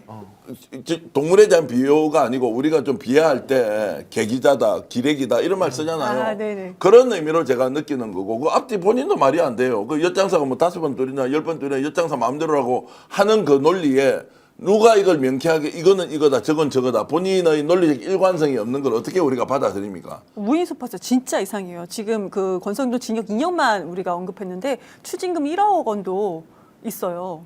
이게 정확한 증거가 있는 게 아니잖아요. 그런데 너희 1억 증거는 없지만 1억 받았다고 하니까 지금 뱉어내라 이 얘기 아닙니까? 너무 이상합니다. 그리고 근데 사실은 이제 재판부에서 인정하는 증거는 이거죠. 카톡이랑 다이어리가 객관적 증거다. 사람이 말하는 거는 못 믿겠다. 근데 이제 다른 것들. 그러면 김건희 아니 거기에 1억이 나오냐고요. 만난 사실은 있고 인사치레로 서로 좋은 말 덕담 주고 받았는데 그것이 증거주의로 보면 증거가 명확하게 1억짜리가 통장에 꼽혀 있거나 그 전달될 때 그 돈이 사진으로 찍혀 있거나 뭐가 있어야 될 거 아니에요. 그러니까 근데 재판부는 어쨌든 다이어리나 카톡 진술 그리고 휴대전화 사진, 그 휴대전화 사진 이제 찍어놓은 거 있지 않습니까? 근데 그게 사실은 그거를 권성동에게 딱 직접 주는 그 사진을 찍은 건 아니기 때문에 그것도 또 증거를 인정 안 하려면 얼마든지 인정 안 할 수가 있는데 이 부분은 또 이제 인정을 해버렸단 말이죠. 결정적으로 윤영호가 말도 바꿨어. 네. 그 진술의 신빙성이 덜 떨어져. 네. 그리고 그 윤 전 본부장이 김건희에게 그 통일교육 현안 청탁할 목적으로 그때 전상배를 통해 가지고 샤넬백 2개 아까 말한 800만 원짜리랑 그 1,200만 원짜리 주고 그라프 다이아몬드 목걸이 주고 천수산 농축차 전달한 거에 대해서 이게 청탁금지법 위반이다 이러면서 다 또 징역 6개월을 한꺼번에 이제 선고를 했는데 근데 또 김건희에 대해서는 그래도 800만 원짜리 받은 거는 또 무죄야. 뭐 이렇게 또 말해줬거든요. 제가 이런 식으로 얘기 혹시 네. 우인성 판사한테 재판을 받으면 어떻게 되면 개심죄로 바로 네, 법정 구속됩니까? 그렇게 걸릴 것 같아요. 아니면 증거가 없기 때문에 쟤도 봐주지. 야, 쟤한테 걸리면 큰일 나겠다. 이렇게 합니까? 제가 이렇게 사법부를 희롱하잖아요. 이게 말이 됩니까? 국민이 사법부를 이렇게 불신하면서 정말로 비웃고 이게 말이 안 되잖아요. 그러면 최소한 저는 우인성 판사든 아니면 우인성 판사를 옹호하는 사람들이 우리같이 무식하게 그냥 덤벼드는 사람들을 이해를 좀 할 수 있게 설명이라도 제대로 해줬으면 좋겠다. 왜 권성동은 그러면 이렇게 되고 왜 김건희는 저렇게 무죄가 되는지. 오히려 그것 때문에 오늘 네. 이제 법조기자단 내에서는 네. 제가 이제 선후배들과 오늘 이야기를 하면서 오늘 재판 들어가기 전에 이야기를 하면서 저희끼리 이제 농담 반으로 이야기를 하잖아요. 네. 얘기를 하는데 오히려 권성동은 무죄가 나올 거라는 의견이 사실 그게 더 많았었죠. 훨씬 우리는. 많았습니다. 네, 이 재판을 처음부터 끝까지 지켜본 대부분의 기자들은 권성동은 오히려 무죄가 나올 것이고 그리고 김건희는 당연히 뭐 8년에서 15년 사이에 얘 다 내기가 막 들어갈 정도로 그렇게 예상을 했어요. 아, 내기도 했어요? 예, 그 정도로 네. 워낙 이제 그 저희 기자단 사이에서 뭐 당연한 듯이 그렇게 유죄를 예상했는데 결과가 김건희가 무죄가 이렇게 압도적으로 많이 나오는 상황 속에서 당연히 이런 상황에서 권성동도 이거 자연스럽게 오늘 무죄로 쫙 이어지겠구나 하는 게 기자단 사이에서 그 사이에 그 간극 사이에서 공판 사이에 있었던 일이거든요. 근데 결과가 일관되지 않아. 이론이 더 어이가 없는 거예요. 왜냐하면 대한민국 기자들이요 수준이 안 돼요. 우인성 판사가 봤을 때는 아직도 정신 못 차리고 대한민국 법치 체계가 어떻게 돼 있는지 여전히 무지의 늪에서 헤어나지를 못하고 있기 때문에 이런 결과를 몰랐던 거지. 다 틀렸잖아요. 자, 예상했던 사람이 다 틀렸어. 보수진보 다 틀렸어. 제가 계속 우인성 판사를 계속 정치적인 판사다라고 얘기하는데 공소시효, 그러니까 주가조 공소시효도 2년이었었잖아요. 근데 우인성 판사는 이거를 3개로 쪼갭니다. 3개로 쪼개는 날짜는 굳이 말씀드리지 않겠습니다. 근데 쪼개는 이유가 뭐냐면 김건희가 뭐 그 통정매매 이런 걸 하긴 하는데 본인의 계좌가 이용되는 건 알지만 다른 계좌, 본인 외의 계좌 말고 다른 계좌들이 어떻게 운영되는지 별다른 인식이 없었다. 그래서 이건 공소시효 도과됐다고 해서 10년 끝. 이건 없어. 지났어. 이렇게 얘기해주고 하나는 매수 행위는 피고인 스스로 거래한 것으로 보인다. 그러니까 김건희가 스스로 거래한 것으로 보인다. 이것도 공소시효 10년 도과됐네. 이것도 끝. 이렇게 잘라줬습니다. 그래서 맨 마지막에 남은 게 하나가 2012년도 7월 25일부터 8월 9일까지 이것만 공소시효가 남았다라고 해준 겁니다. 어떻게 이거 무죄 주려고 지금 작정하지 않으면 어떻게 이런 결과를 얘기를 할 수가 있겠습니까? 네, 어쨌든 윤영호 같이 힘없는 사람에 대해서는 권성동 의원도 이제 힘이 다 떨어졌다고 생각하는 건지 모르겠습니다만 2022년 1월 5일 때 다이어리 이렇게 적혀 있었죠. 권성동 의원 점심 63빌딩, 그렇죠. 큰 거 한 장 서포트. 그래서 큰 거 한 장이 1억인지 아무도 모른다는 거잖아요. 게다가 같은 날 윤 씨가 이 권성동 의원에게 오늘 드린 것은 작지만 후보님을 위해 요긴하게 써주세요. 요 내용이 있었었고 일주일이 지난 그해 1월 12일에 통일교 관계자에게 일단 건에게는 그날 신뢰 수준의 지원을 했어요 라고 보냈고 그 윤 씨 배우자 이모 씨 휴대전화에서 5천만 원씩 상자 2개로 나뉘어져서 포장되었던 현금 1억 원. 요 사진이 이제 다 합쳐가지고 보니까 1억 원을 준 게 맞다. 이제 이렇게 판단을 지금 한 거거든요. 그러면 사실 1억 원을 건성동에게 직접 주었다는 증거는 사실 없는 거잖아요. 그렇죠. 우리가 엄밀히 따지면 그 논리에 따르면. 그런데 이것도 이렇게 또 쉽게 인정을 해주고.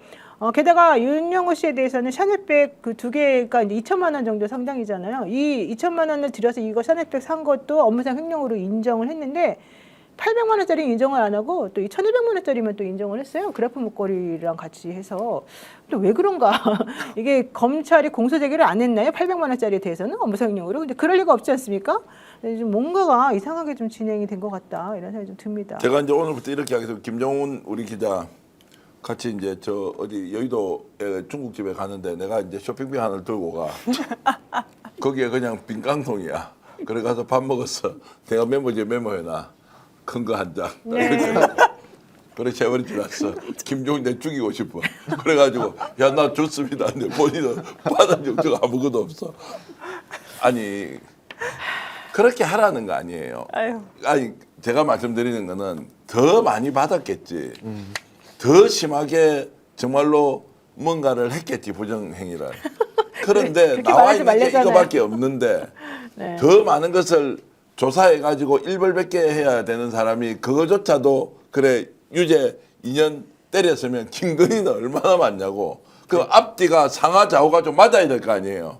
전혀 엉터리 재판을 해놓고 본인은 결국 법과 양심에 따라서 했다고 하는 것이고 그러면 사법부에서 이렇게 하면 국민들은 이제 끽소리 하지 않고 결국 결정을 했으니까 그냥 숨죽이고 있어야 됩니까? 그러면 대한민국의 이제 기자들 다 이제 사표 내고 집에 가야 되지. 지금까지 법조 기자들 도이치모터스 주가 조작 취재한 사람만 수백 명일 거고 기사가 수천 건 수만 건 있을 건데 다 엉터리야. 무죄인데 잘못 판단해서 특정인을 죽이려고 다 했네. 증거도 없는데. 네, 오늘 이 재판이 일반 국민들에게 매우 부당하다고 느껴졌다는 것은 우리가 뭘 보면 알 수 있냐면 동접대를 보면 알 수 있습니다. 우리 지난번에 이진관 재판부에서 한덕수 씨에게 판결을 내렸을 때는 동접자가 모든 방송에서 많았거든요.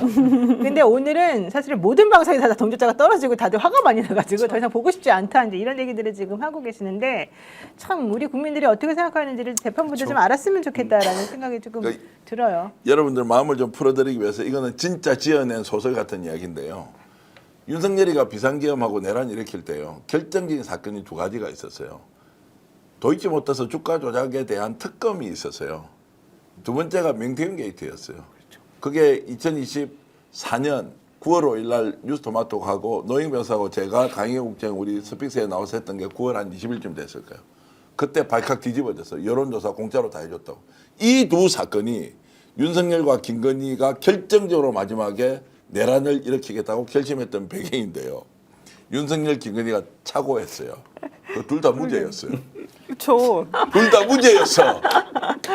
그런데 아이고. 거기에 놀라가지고 제가 없는 말을 소설처럼 지어내는데 이런 엉터리가 윤석열, 김건희는 이거 걸리면 우리 인생 끝이다. 이것은 빼박 증거가 나와 있기 때문에 도저히 도망갈 수가 없다. 김영선 공천 대가로 줬고 3억 5천만 원 그 당시입니다. 여론조사 공짜로 받았고 이거는 뭐 법리적으로 검토해 봤을 거 아니에요. 이건 도저히 살 수가 없다. 그리고 도이치모터 주가 조작 우와 이제 특검 가면 더 이상 검찰에서 안 봐줄 건데 이거 완전히 끝장났네. 이 두 사건이 정권이 바뀌고 나서 지금 2024년 12월 3일이면 2025년, 2026년 1년 2, 3개월한테 무죄가 돼서 이게 말입니까? 그림입니까? 제가 이런 이야기 하고 싶죠. 아이고 진짜. 이런 거 쇼트로 좀 만들어줘야 되는 거 아닙니까? 윤석열, 김건희 판단 잘못했다. 그 당시에. 그렇지. 내란. 아유, 니네 무죄 나올 건데 니네가 지레 겁먹고 그런 짓을 저질러가지고 건재해서 내려왔구나. 안 됐구나. 그래서 그 당시에 민정수석 뭐 했으면 법무비서관 누구야? 저 해운대 국회의원. 뭐 했어 너희들 그때 법리 검토하면 다 무죄인데. 주진우 말하는 건가요? 아니 그러면 여기가 또 고소 들어오기 때문에 안 되는데 네. 너희들 뭐 한 거야 그 두 사건이 다 무죄 나왔는데 이렇게 생각하면 대한민국 국민들 얼마나 지금 허망하겠습니까? 네, 네 오늘 또 얘기 그만하고요. 얘기도 한번 해볼게요. 장동혁 국민의힘 대표 오늘 당무 복귀를 했는데요. 결국 이제 내일 한동훈 전 대표는 제명 당할 것이다, 확정이다, 이제 이런 얘기가 그냥 몽땅 여기저기서 다 나오고 있습니다. 한동훈 전 대표는 부당한 제명에 대해서 나는 닭의 목을 비틀어도 새벽은 온다라고 한 옛날에 김영삼 전 대통령의 얘기를 언급하면서 얘기를 하고 있는데요. 도대체 한동훈 대표는 정확하게 무엇을 하겠다는 것인지 한번 들어보도록 하죠. 내일 대표님 제명 받을 수 없다는 전망이 많이 나오고 있는데 제가 오늘 영화 보고 나오는 길이라서 다른 긴 말씀은 드리지 않겠습니다. 저는 국민을 위한 좋은 정치를 꼭 해나겠다는 사명감을 가지고 있습니다. 부당한 제명을 당하면서 닭의 목을 비틀어도 새벽은 온다고 했던 김영삼 대통령님 말씀처럼 꺾이지 않는 마음으로 국민 믿고 계속 가겠습니다. 뭐 어쩌겠다는 겁니까? 그래서 결론은 무슨 말인지 도대체 알아들을 수가 없어요. 한동훈 안철수 의원이 그 얘기했잖아요. 당원 게시판에 네가 글을 썼던 그 시간에 IP 주소가 명확히 나왔으니 네. 네가 정말 그렇게 억울하면은 그럼 너의 IP 주소를 경찰에 제출해라. 대조해서 명백함을 밝혀라. 얼마나 깔끔합니까? 저는 안철수 의원이 다른 건 몰라도 이 건에 대해서는 매우 명확하게 얘기를 했다고 합니다. 그것만 하면 됩니다. 근데 무슨 국민의 목을, 국민의 목이 아니죠. 국민을 믿고 닭의 무슨 목을 밑으로 새벽에 온다. 이렇게 말도 안 되는 소리를 하니까요. 저는 그래도 한동훈이 잠깐 한때 윤석열한테 개겼던 시기가 있지 않습니까? 저 사람 나는 그렇게 안 봤는데 무슨 저런 정치를 진짜 제대로 하려고 하나라고 생각했는데요. 여전히 아닙니다. 정치 인생은 이제 끝났다고 생각을 합니다. 저는 그렇게 그러니까 생각하지 그게 않습니다. 창당한다는 소리예요? 뭐 한다는 소리예요? 선수로 뛴다는 거예요. 뭐 선수로 뛰는 방법은 출마하겠다? 그렇죠. 이제 창당을 하는 방법도 있고 무소속으로 출마하는 방법도 있고 뭐 국힘에서 자 지금 장동익이가 물러나고 비대위 체제로 갈 수도 있는 거 아니에요. 어쨌든 나는 정치하겠다. 선수로 뛴다. 어디든 한번 보자. 그러면은 이제 선수로 뛰어서 당선되는 지역으로 가는 방법이 하나. 두 번째는 내가 출마해서 국힘을 죽이는 카드도 있잖아요. 아이고. 아니 그 가능성을 가지고 예를 들어서 아니 웃지 마세요. 오세훈 서울시장이 지금 나경원이 갑자기 당원 당규 바꿔가지고 무슨 그 뭡니까 저 후보 결정하는 경선 네, 룰 7대 3으로만 한다. 그렇죠. 그렇게 할 때 오세훈 시장 뭐라고 했습니까? 그래 뭐 그렇게 잘 한번 해보지. 장동영 막 비판했어요. 그때 제가 장성글 소장을 취재해 보니까 저 말은 무소속으로 아예 나가서 탈당하고 선수로 뛰겠다는 거. 여론조사 1등. 그리고 국힘도 나오느라 마지막에 단일화 안 하면 둘 다 폭망하는 거고 단일화하면은 내가 더 되는데 그러면 무소속 카드를 들고 공격하는 거죠. 한동훈이 이렇게 안다. 야 나 선수로 뛸래. 너희들 잘 해봐. 그런데 자의 경우는 너희들이 선수 되면 거기에 끼어들어서 깽판 칠 거야. 라는 것을 결행은 못하겠죠. 그러나 그 가능성을 열어줌으로써 본인의 존재감을 더 드러내는 것이다. 제가 장담하는데요. 네. 한동훈 무소속으로 뛴다고 선언은 할 겁니다. 후보 등록을 절대 안 합니다. 거기까지는 절대 안 가요. 아 너무 폄훼하지 마세요. 저는 그렇게 확신합니다. 장동익이 아니고 저 한동훈 전 대표를 잘 아는 사람이 들으니까 지금은 완전히 지금 뛰어서 돌파하지 않으면 지방선거 때 죽는 한이 있더라도 가야 한다. 그래서 대구 수성구에 출마하겠다는 이야기가 있어요. 아니 그 말은 있는데 실제 그렇게 무소속으로 나가서 하려면 얼마나 힘들고 거기에 지금 주호영 의원이라든가 뭐 추경호라든가 이런 분들 지금 나가겠다고 하는데 결국 국민의힘하고 싸워가지고 무소속 한동훈을 찍어달라고 할 거라는 거잖아요.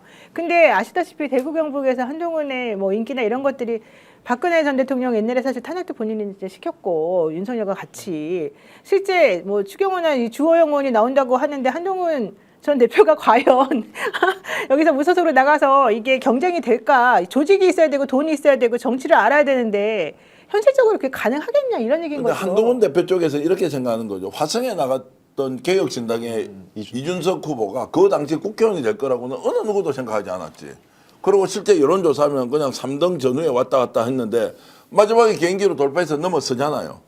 그걸 대구에서 재현할 수 있는데 누구냐? 대구에도 중도 성향의 사람들이 특정 지역구로 다 몰리면 충분히 해볼 수 있다. 그렇게 생각한다고요? 라고 기획을 하고 있더라. 아이고 저는 절대 못한다고 아니 그 생각하는데. 기획자 그 대표님한테 얘기했던 그 기획자가 한동훈한테 자꾸 푸시하는 대상은 아닐까요? 한동훈 쪽에 이야기를 자주 듣는 분인데요. 내가 아니, 보기에는 뭐 친한이네.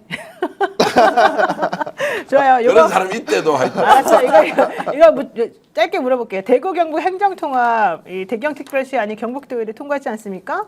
그 대구 경북 특별시 대경특별시장 선거 이거 되게 중요한 부분인 것 같은데 아니 이거 짧게 중요한데요. 지금 이제 광주 전남이 거의 통합 특별시로 가는 게 확정적이지 않습니까? 대구 경북이 이제 불똥이 떨어져 가지고 이거 이번에 놓치면 큰일 난다. 네. 광주 전남 특별시, 대전 충남 특별시인데 만약에 대구 경북 특별시 못 만들면 그 지역은 해마다 5조씩 특별 예산이 내려가거든요. 20조를 준다는 거 아니에요? 20조를 주는데 이거 못 받을 경우에 대구 경북은 안 그래도 쪼그라든데 쫄딱 망한다라는 현실적인 문제의식이 있었고요.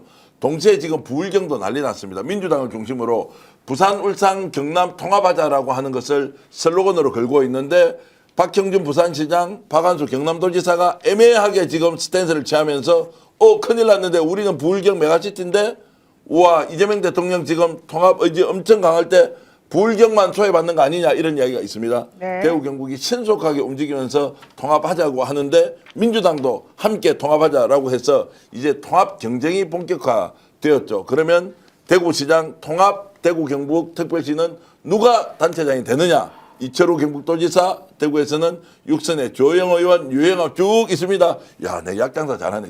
어쨌든 이렇게 이제 경쟁이 붙었는데 대구 경북이 갑자기 똘똘 뭉쳐서 이재명 정부의 지방 분권에 최선도에 서서 이번에 받아들이자. 그래서 오늘 경북도 의회가 통과시켰어요. 대구시에 제가 다선 국회의원들 전화해봤거든요.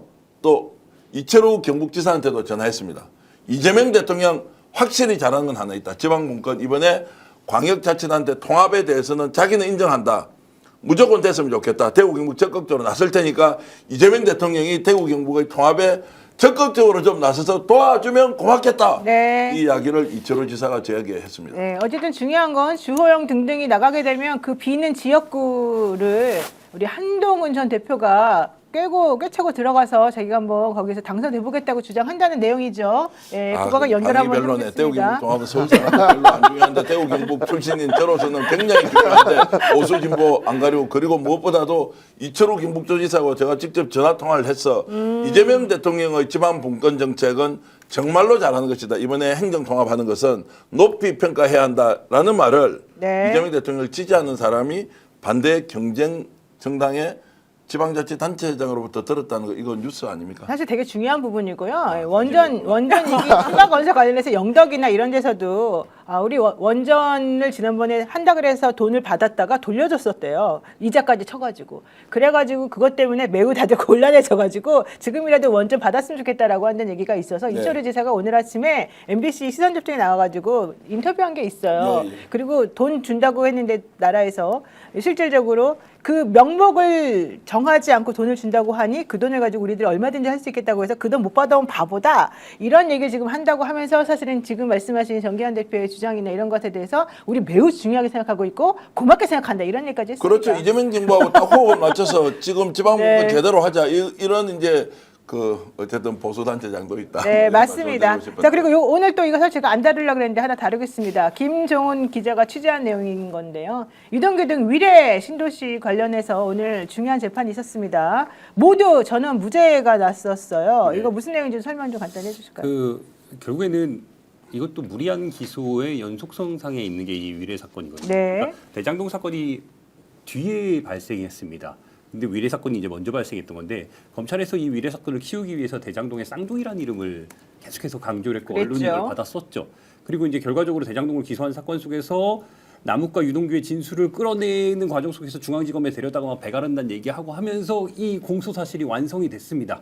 그리고 이 공소 사실을 바탕으로 해서 정진상과 이재명 대통령을 기소까지 했고 지금 현재 재판이 진행 중인 거예요. 네. 이거 어찌 보면은 이재명 대통령과 정진상 시장이 피고인으로 있는 그 사건의 본류 사건인 위례 사건이 오늘 관심은 별로 없지만 오늘 드디어 1심에 결과가 나왔습니다. 네. 무죄입니다. 네, 위례 신도시 개발사업 특혜 의혹으로 재판에 남겨진 유동규 전 성남도시개발공사 기획본부장, 남욱 변호사, 그리고 정영학 회계사 그렇죠. 이런 사람들이 1심에서 무죄를 선고받았는데요. 2022년 9월에 기소된 때로부터 약 3년 4개월 만에 나온 1심 결론입니다. 오늘 이층근 부장판사 주재로 이 선고가 있었었는데요. 모두에게 무죄를 선고했습니다. 재판부는 검사가 제출한 증거 등등을 살펴보게 되면 실제 이들이 이익을 받았다라고 하는 건 나중에 몇 년 있다가 받은 배당 이익을 말하는 것이 아니다. 그 당시에 있었던 실질적으로 그 2013년 11월 위례 신도시 개발 사업에 참여할 민간 사업자 공모하면서 만들어줬던 심사 기준을 통해 가지고 받은 그 특혜로 인해서 어떤 직접적인 이익이 있었어야 되는 것이다. 시행 이익 관련된 말을 하는 맞습니다. 것이죠. 예.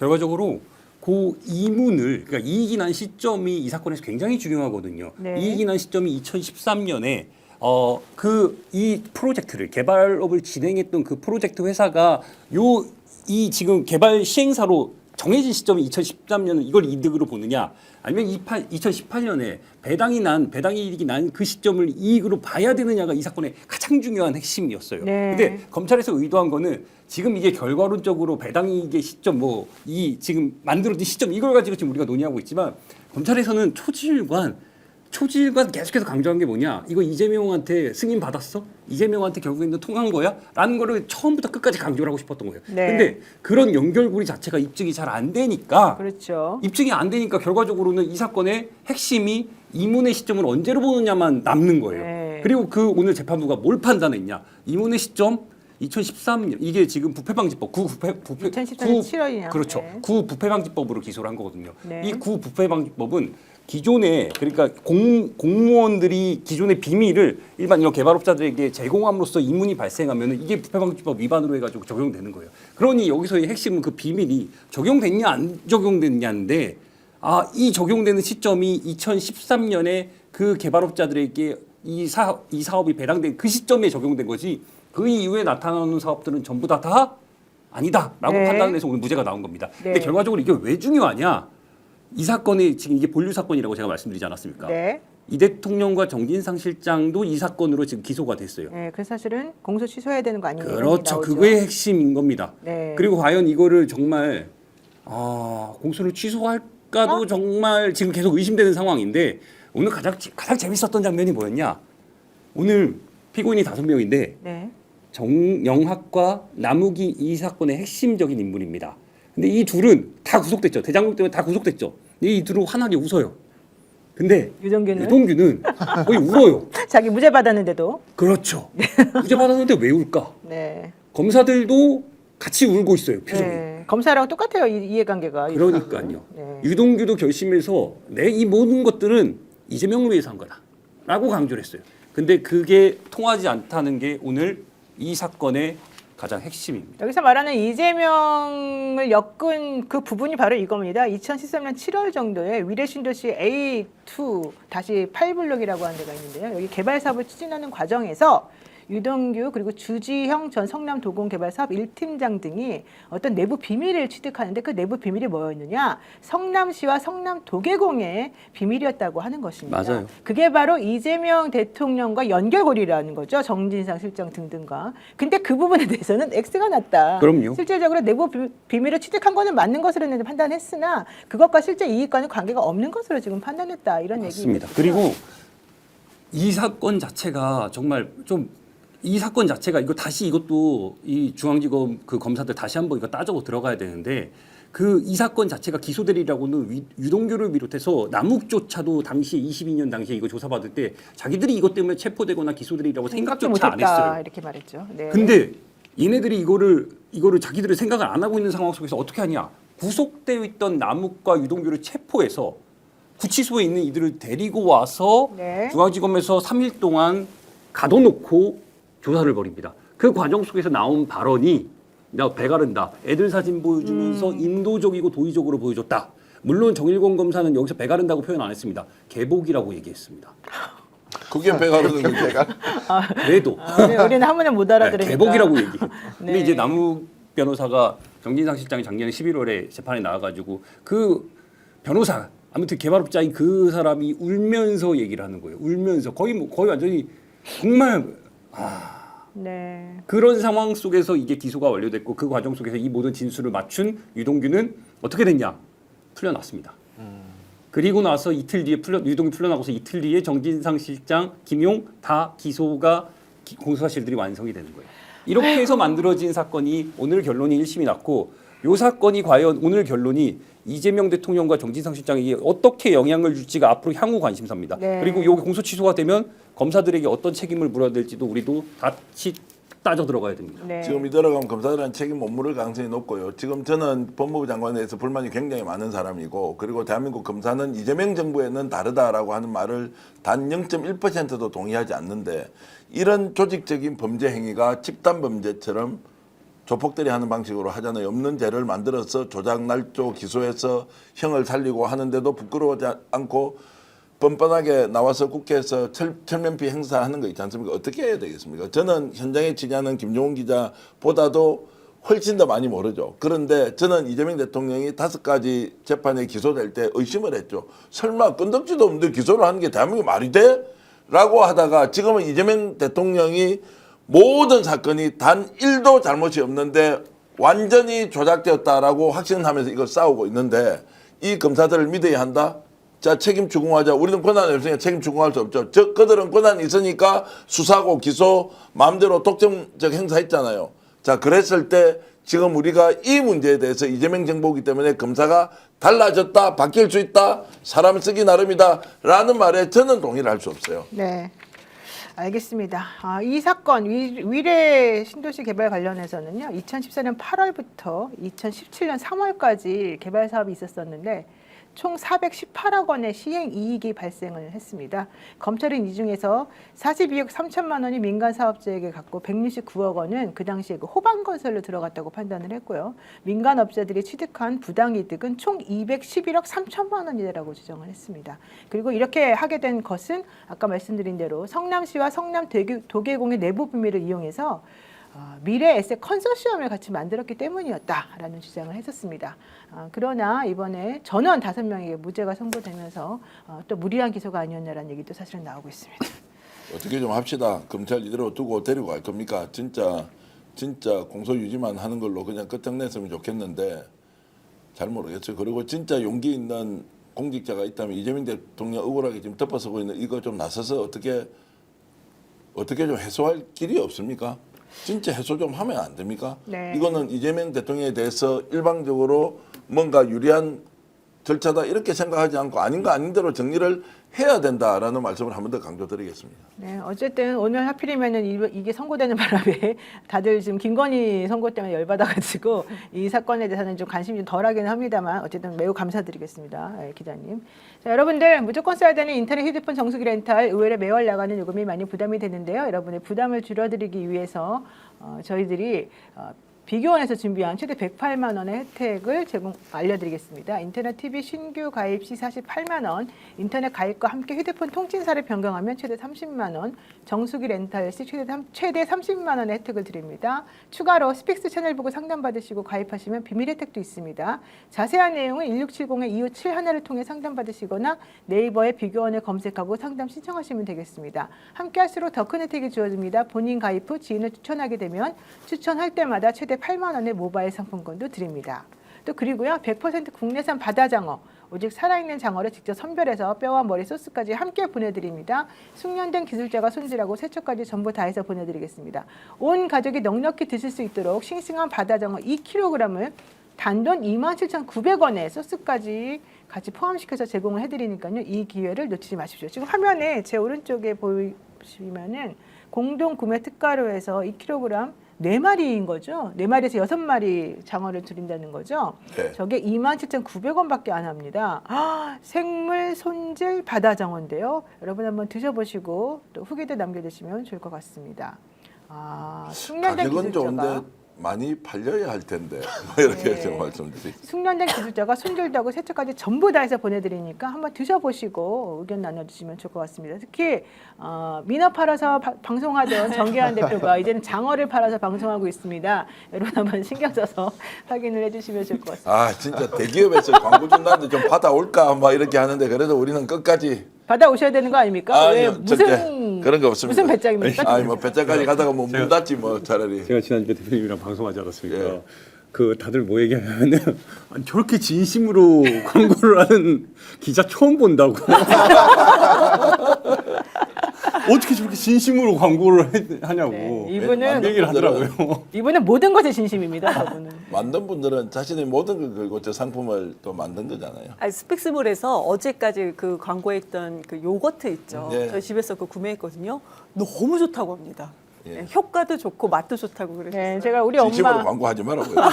우리 엄마가 저에게 요거트 만들어줬다고 제가 광고하면서 선전하지 않았습니까? 그래서 많이 드시라고 예. 많이 그 이유를 많이 진짜 풀었죠. 맛있다고. 네, 그 예. 진짜 맛있다고 하시더라고요. 네, 맞습니다. 제가 학교 다닐 때 우리 엄마가 너 열심히 살아라 하면서 열심히 직접 사가지고 진짜 만들어줬는데 되게 중요한 겁니다. 근데 이제 안 파나요?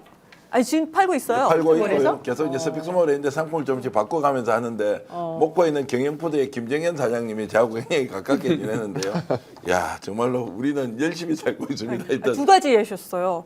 그러니까 무설탕이다라고 또 효과가 좋다라고 하셨습니다. 무설탕이 되게 좋고요. 효과가 좋으면 화장실 자주 가야 된다. 여러분 오늘 방송 시청해주셔서 감사드리고요. 중요한 거는 결국에는 형량도 좀 그랬고 또 무죄 나서 속상하기도 하지만 항소심에서 일단 다퉈보도록 하고 일단 중요한 거는 김건희가 유죄 판결을 받았다는 거 네.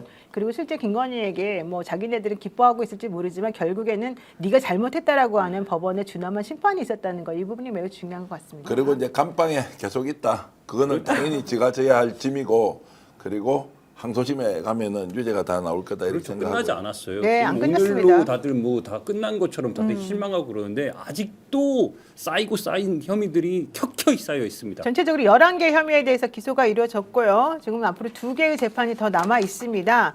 여러분들 한번 좀 잘 지켜보시고 김건희에 대해서 한번 철퇴를 제대로 가해지는지 한번 봐야 될 것 같습니다. 댓글 올려주신 분들 댓글은 다 못 읽어드리지만 이름만 좀 그래도 소개해드리겠습니다. 이 바쁜 중에도 그래도 이렇게 글 올려주신 현역 할미님 고맙고요. 그리고 나이스님, 마드로님, 그리고 홍구이님 고맙습니다. 이 선생님도 감사드리고 상유시비님, 김정현님도 오셨네요. 문상돌생님 늘 응원해 주셔서 감사드립니다. 소개 못했던 분들도 다들 감사합니다. 네, 이렇게 최창기 말씀드리겠습니다. 우리 방송 처음 시작할 때 2만 원의 슈퍼챗을 보내주신 분이 계셨었는데 네. 제가 딱 그거를 놓치고 넘어가는 바람에 소개를 못해드렸습니다. 매우 죄송하게 생각하고요. 계속 보내주시면 좋겠습니다. 고맙습니다. 여-